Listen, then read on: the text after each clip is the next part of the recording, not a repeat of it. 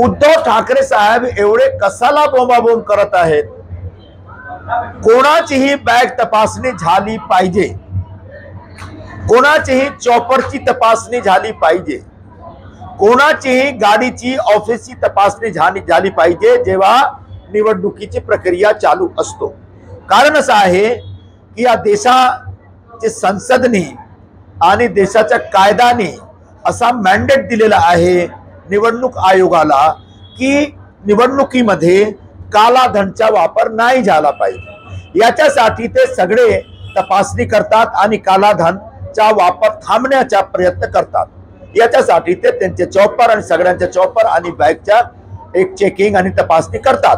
पूर्वी आमचे मुख्यमंत्री माननीय श्री एकनाथराव शिंदे साहेबांच्या चॉपरची तपासणी झाली होती, त्यांनी कधीही बोंबाबोंब केला नाही।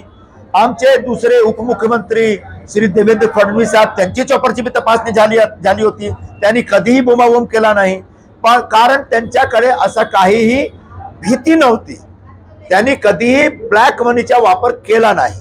पण बिकॉज उद्धव साहेब ठाकरेजी ब्लॅक मनीचा काला धनचा वापर करत आहेत, यामुळे त्यांना भीती वाटते की जर त्यांची चेकिंग झाली, तपासणी झाली, तो काला धन ते सापडणार आणि त्याच्यामध्ये ते बेकायदेशीर रीत्याने निवडणुकीमध्ये काम करण्याच्या आरोपमध्ये अडकणार। यासाठी म्हणजे उद्धव ठाकरेचा बोंबाबोंब म्हणजे चोर की दाढी में तिनका।